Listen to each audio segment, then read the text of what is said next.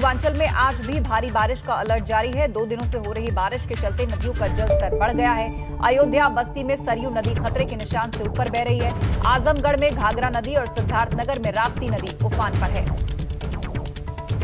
पूर्वांचल में आज भी भारी बारिश का अलर्ट मौसम विभाग ने जारी किया है। अयोध्या बस्ती में सरयू नदी खतरे के निशान से ऊपर बह रही है। आजमगढ़ में घाघरा नदी और सिद्धार्थनगर में राप्ती नदी उफान पर है। पूर्वांचल में आज भी तेज बारिश होगी, ये अनुमान मौसम विभाग ने लगाया है। 2 दिनों से लगातार बारिश हो रही है, जिसके कारण नदियों का जलस्तर पहले से ही बढ़ा हुआ है। ये सिलसिला अभी बरकरार रहेगा, ये अनुमान मौसम विभाग का है। आजमगढ़ में घाघरा, सिद्धार्थनगर में राप्ती नदी उफान पर है। पूर्वांचल में आज भी भारी बारिश का अलर्ट जारी किया गया है। तो यूपी में कई जिलों में बाढ़ के कहर से लोग परेशान हैं। अब हम 3 तस्वीरें आपके सामने रखने जा रहे हैं। पहली तस्वीर बलरामपुर की है, जहां राप्ती नदी और पहाड़ी नालों में उफान के कारण जिले में बाढ़ जैसे हालात हैं।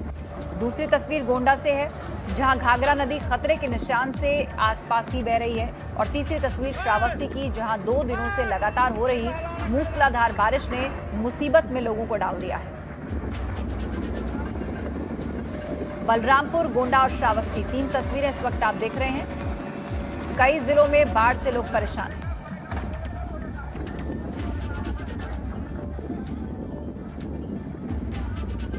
और इस वक्त 2 संवाददाता हमारे साथ जुड़ गए हैं। सुशील बलरामपुर और नीरज श्रीवास्तव गोरखपुर से हमारे साथ हैं। सबसे पहले रुख नीरज का करते हैं।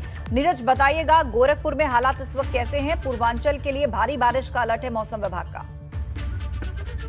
देखिए, आपको बता दें कि लगातार 2 दिन से बारिश हो रही है। अभी रात से भी लगातार बारिश हो रही है और हमने तस्वीरें दिखाई थी। जो बंदों के बाढ़ की वजह से शरण लेने वाले लोग हैं, वो काफी मुसीबत में अपने दिन काट रहे हैं और रातें भी उनकी मुसीबत नहीं कट रही, क्योंकि जो जहरीले कीड़े मकोड़े हैं उनको भी डर बना हुआ है और बच्चों को भी डर बना हुआ है।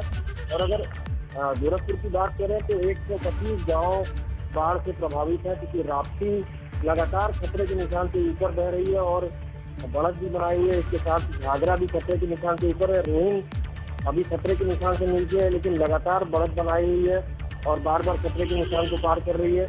ऐसे में अगर बात करें 125 गांव और लगभग 1.25 लाख की आबादी इससे प्रभावित है। और 125 में कई ऐसे गाँव हैं आपका जो पूरी तरह से महरूम भी हैं और जिसकी वजह से लोगों को छतों पर सहारा लेना पड़ा है। और इसके अलावा बहुत से लोग बंधे पर शरण लिए हुए हैं। यही वजह कि 155 नाव इनके लिए लगाई गई है, ताकि कोई ऐसी कैजुअल्टी ना हो। और इसके साथ ही NDRF और SDRF को भी सतर्क किया गया है कि वो लगातार नजर बनाए रहें। और प्रशासन की ओर से जो राहत सामग्री है उसका वितरण भी किया जा रहा है अच्छा। और सबसे जो खास बात है कि लोगों की मदद के लिए प्रशासन लगातार हेल्पलाइन नंबर दे रहा है, लेकिन फिर भी बहुत सी ऐसी जगह हैं जहाँ राशन नहीं पहुँच पा रहा। लोगों की शिकायतें भी हैं और लगातार उसके अपडेट पहुँच रहे हैं प्रशासन के पास। और प्रशासन लगातार आपका मदद करने की हर संभव कोशिश कर रहा है। और आपको बता दें कि अभी आगे लगभग 2 दिनों तक भारी बारिश के अनुमान है, जिसके जो लोग बंधे पर शरण लिए हैं उनकी मुसीबतें आपका बढ़ सकती है।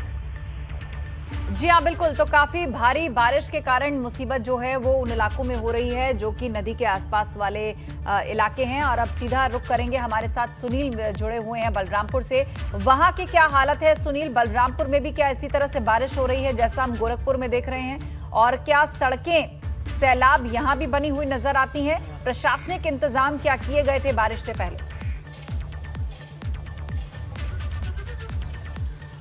बिल्कुल, आपको बता दूं बलरामपुर के हालात कुछ उससे जुदा नहीं है। गोरखपुर में हालात हैं, वैसे बलरामपुर लगभग पूरा पूर्वांचल ही ऐसा है। राप्ती के पास इस समय तक पे मैं खड़ा हूं, आप देख सकती हैं बारिश हो रही है लगातार। रात 2 बजे से लगातार बारिश हो रही है। चेतावनी बिंद से ऊपर चल रही है राप्ती।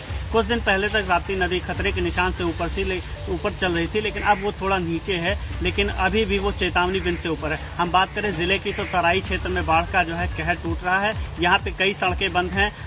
अगर इधर तुलसीपुर की बात करें तो दतरंगवा डिप बंद बंद है, बुढ़वा डिप बंद हो गया है और ठटरहिया एक गांव पड़ता है हर्रैया में, जहां पहाड़ी नाले जो है कहर बरपा रहे हैं। यहाँ सैकड़ों बीघा फसल किसानों के नष्ट हो गई है। वहीं अगर शहर की बात करें तो भूमाफियों का आतंक दिख रहा है। यहाँ भूमाफियाओं ने तमाम ऐसी जगह हैं जहाँ पे उसको पाट के प्लाटिंग कर दी है, जिससे ड्रेनेज सिस्टम बिल्कुल खत्म हो गया है और तमाम ऐसे छोटे मोहल्ले हैं जहाँ पे पानी भरा हुआ है। वहाँ नगर पालिका के लोग और प्रशासन के लोग किसी तरह राहत सामग्री का वितरण कर रहे हैं। यहीं एक गांव है जिले का कल्याणपुर, जहां सबसे ज्यादा मदद की जरूरत है। ये गांव इस समय टापू बन चुका है। राप्ती नदी चारों तरफ से इसको घेर चुकी है। लोग पलायन करने को मजबूर हैं और कल्याणपुर की हालत इस समय डीएम और एसडीएम एडीएम के संज्ञान में भी है। उन्हें विस्थापन का प्रयास भी किया जा रहा है, लेकिन अभी जमीन चिन्हित नहीं हो पाई है, इसलिए उनका विस्थापन नहीं हो पाया है।